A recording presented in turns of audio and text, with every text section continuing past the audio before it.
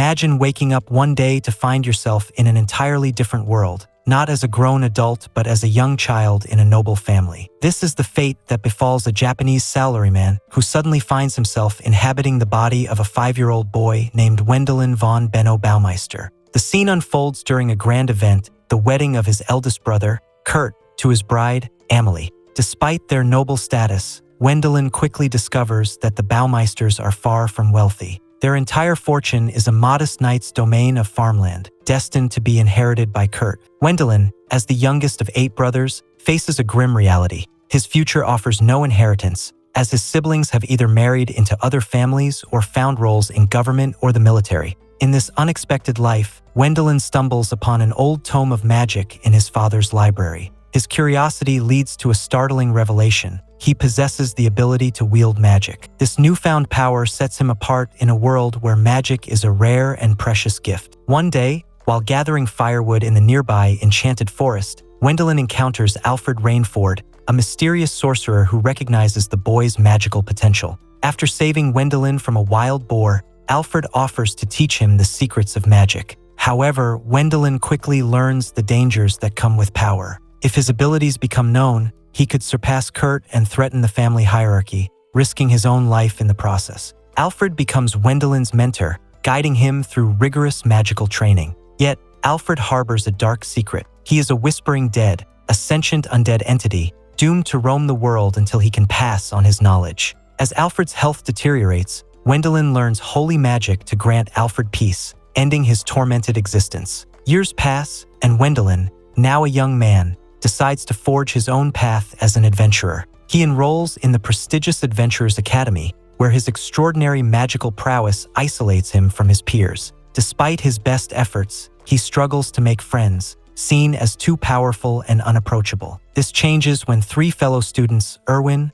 Louise, and Ina, reach out. They, too, are the youngest in their families, driven by the same desire to prove themselves. A dangerous mission gone awry leads Wendelin to save them from a wolf pack, cementing their bond. Misunderstandings clear, and the 4 form a party, ready to face the world together. Their adventures take a turn when they are invited to a party by Duke Bleichroder, who reveals that Wendelin's late mentor, Alfred, was once part of his court. The Duke's court wizard, Brantak Lingstad, recognizes Wendelin's lineage of magical knowledge and gifts him Alfred's estate and treasures, propelling Wendelin into a life of adventure, wealth, and new challenges. Wendelin von Benno Baumeister's journey takes an unexpected turn when he and his friends are invited to his brother Eric's wedding in the bustling capital of Stuttgart. As they soar through the skies aboard an airship, their journey is interrupted by a fearsome undead bone dragon. The seasoned wizard Brantak tasks Wendelin with purging the monstrous creature using holy magic. With courage and skill,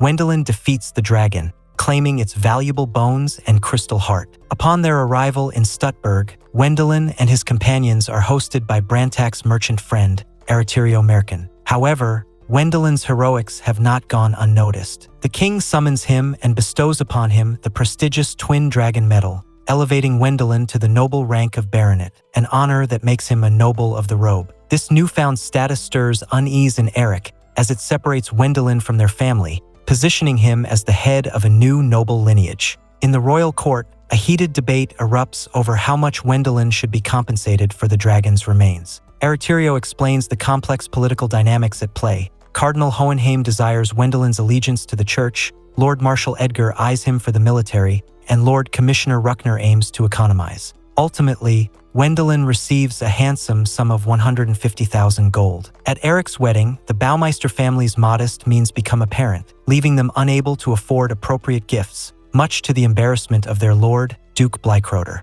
Wendelin, stepping up to protect his family's honor, purchases the presents himself. Ariterio, ever resourceful, also finds Wendelin the komkuji he had been seeking to make miso, which Wendelin uses to prepare a heartfelt meal for his loved ones. Behind the scenes, Cardinal Hohenheim plots a political alliance by introducing Wendelin to his granddaughter, Elise Hohenheim, known as the Saint. Through clever manipulation, Hohenheim orchestrates a betrothal between Wendelin and Elise. Initially panicked at the idea of marrying someone he barely knows, Wendelin finds solace in Eric's reassurance that such arrangements are common among nobles. As Wendelin navigates the pressures of his new status, he is overwhelmed by adventurers seeking his favor. To manage this, he appoints Erwin, a loyal companion, as his retainer. Wendelin's resolve is tested further when he sneaks into Hohenheim's estate to speak with Elise, relieved to find she is open to their union. Meanwhile, Louise and Lena, eager to support Wendelin,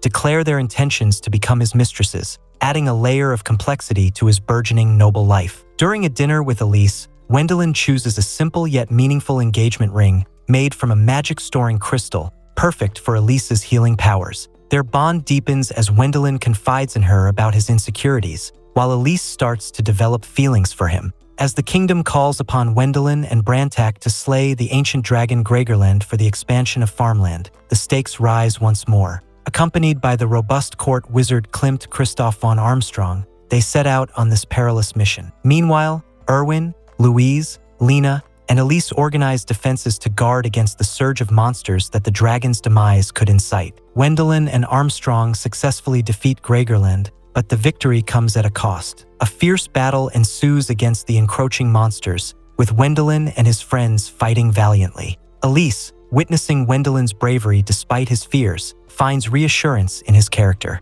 Exhausted but triumphant, Wendelin tends to Elise until she regains consciousness, learning in the process that Armstrong is her uncle. In the aftermath, Elise visits Louise, Lena, and Erwin to learn more about Wendelin, while the king promotes Wendelin to Baron for his heroic deeds. The adventure culminates in a surprising twist when Elise, embracing Wendelin's unconventional life, accepts Louise and Lena as his concubines, with Wendelin nervously agreeing to this new chapter in their shared journey. At the grand wedding of his brother Helmut, Wendelin von Benno Baumeister is caught off guard by the announcement that he must compete in an upcoming martial arts tournament. As a noble, he's required to fight with a sword, a significant disadvantage since he excels in magic, not melee combat. Louise and Lena, ever eager for a challenge, decide to join the tournament. Brantak convinces Erwin to participate as well, while Wendelin secures permission from Hohenheim to add Elise to their adventuring party. Erwin, initially confident about becoming the champion, is quickly disheartened upon learning that Warren,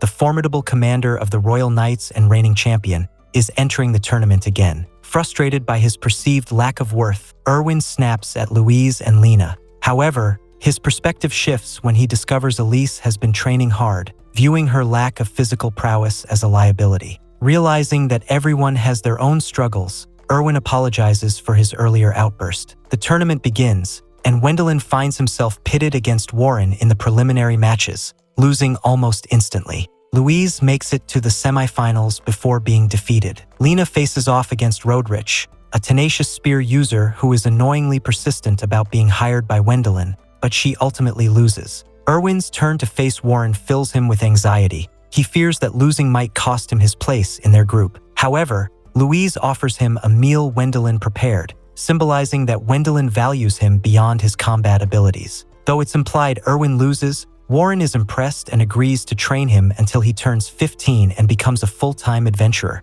Lena finds her own spear trainer, and Louise introduces Wendelin to her martial arts mentor, Armstrong, who offers to train them all. 3 years later, Kurt, Wendelin's eldest brother, receives troubling news from Baron Ruckner, the brother of Lord Commissioner Ruckner. The letter claims Wendelin has died. Just 5 days earlier, Wendelin had turned 15 and officially registered their adventuring party as the Dragon Busters. They were immediately dispatched by the king to explore ancient ruins in the territory once ruled by the dragon Gregorland. Brantak explains the ruins' mysterious history, noting that many high-ranking adventurers had vanished there. Upon entering the ruins, Wendelin and his team inadvertently activate a magical trap, transporting them to the dungeon's deepest level. To escape, they must battle their way to the surface through hordes of golems. Meanwhile, head auditor Ruckner spreads rumors of Wendelin's demise, scheming to have Kurt's sons inherit Wendelin's barony and further his own political ambitions.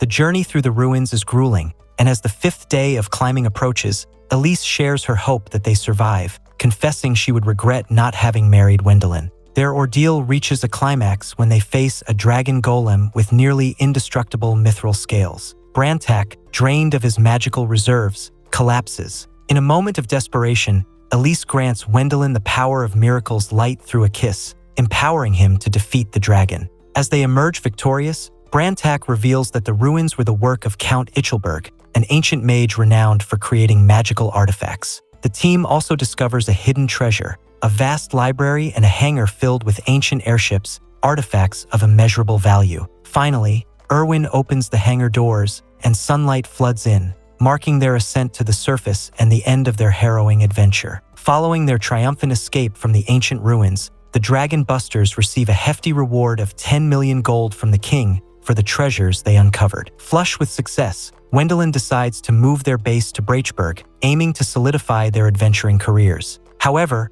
Armstrong reveals ominous rumors about Wendelin's death, making him realize their achievements have painted targets on their backs. Among these threats, Baron Ruckner and his allies begin plotting Wendelin's assassination. To counter these threats, Wendelin hires Rodrich as his butler to manage the estate in the capital. Meanwhile, a mysterious pink-haired girl named Wilma starts following Wendelin. Amidst these developments, Wendelin meets Lucas Gottsbeckenbauer, the leader of the Magic Guild, and borrows an artifact capable of summoning any item. With this artifact, Wendelin throws a lavish party for his friends, family, and important nobles, serving them sushi made from summoned tuna and seasoned with soy sauce. Rodrich informs Wendelin about Ruckner's schemes, including an attempt to involve Kurt in his conspiracy. Rodrich, revealing he is Ruckner's illegitimate son, admits his deep hatred for his father's cruelty. Meanwhile, Wilma crashes the party, lured by the smell of the tuna. Lord Marshal Edgar then discloses that Wilma,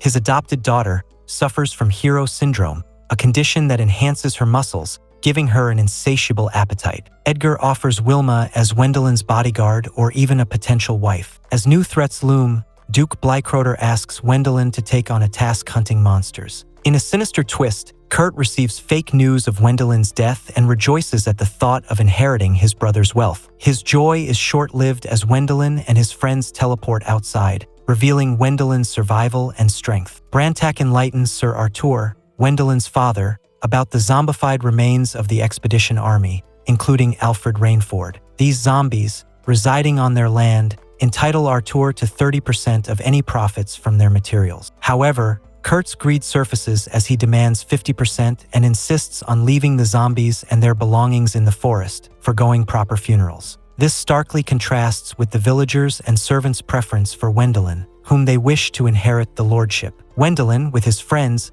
undertakes the purification of the zombies, including Duke Bleichroder's father and Marlene's lich grandfather. Wendelin reassures Marlene of her grandfather's peaceful life, allowing Elise to perform the purification. Wendelin returns the armor of the villagers' deceased relatives for proper funerals, further fueling Kurt's wrath when Wendelin supplies new iron to preserve the armor for the villagers. In an unexpected move, Duke Bleichroder invites Wendelin to stay with his family, subtly hinting at deeper machinations. Wendelin, showing respect and solidarity, attends the soldiers' funerals, unlike Kurt, who insults the villagers with his absence. In a covert plea, Klaus, the village chief, asks Wendelin to replace Kurt as lord. Brantak affirms that the royal court, influenced by Bleichroder, tacitly supports Wendelin's ascension, signifying a broader endorsement for Kurt's replacement. Brantak reveals a harsh truth. The king desires to develop the surrounding lands, but is hindered by the current landowners, such as the low-ranking Sir Artur.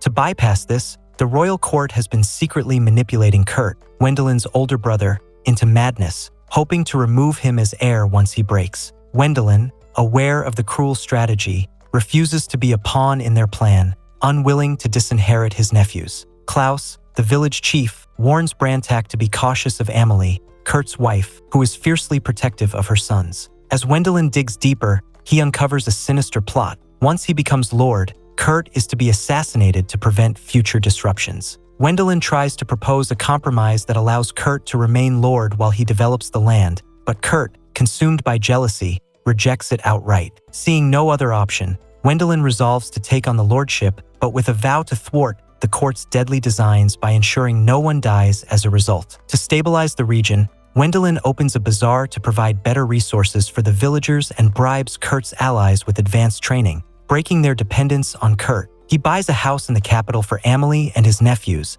ensuring their safety, and plans to have Kurt banished to a monastery, hoping Cardinal Hohenheim can help avoid Kurt's assassination. But Kurt, isolated and broken, spirals into madness and plots to kill Wendelin. Baron Ruckner's agents provide Kurt with the Dragon's Flute, a magical weapon that can summon dragons. In a final act of desperation, Kurt lures Wendelin and his party to an empty clearing, intending to use the flute to obliterate them and the entire region in one fell swoop. But the flute doesn't summon dragons. Instead, it channels the land's malice into Kurt, transforming him into a monstrous undead. Though initially horrified at the thought of killing his brother, Wendelin, alongside Elise, purifies Kurt in a heart-wrenching battle. With Kurt's body destroyed, a fragment of his malice seeks vengeance, eliminating the nobles responsible for his downfall, including Baron Ruckner. Having cleansed the land of its turmoil, the king assigns Wendelin the task of developing it further and offers him a reward. Wendelin, exhausted by the nobles' manipulations, seizes the opportunity to demand 2 of the 12 vacant titles caused by the Malice's wrath. After a heated debate among the officials, the king grants Wendelin his request and elevates him directly to the rank of Count, skipping over Viscount. Returning to his newly inherited lands, Wendelin assures Amelie that when his nephews come of age, he will bestow titles upon them if needed. Amelie, in turn, acknowledges that her sons will understand Kurt's downfall was his own doing, not Wendelin's fault. The southern lands begin their transformation under Wendelin's guidance, with his party by his side, overworking him but also bringing him unexpected joy in his new life. Bringing the episode to an end,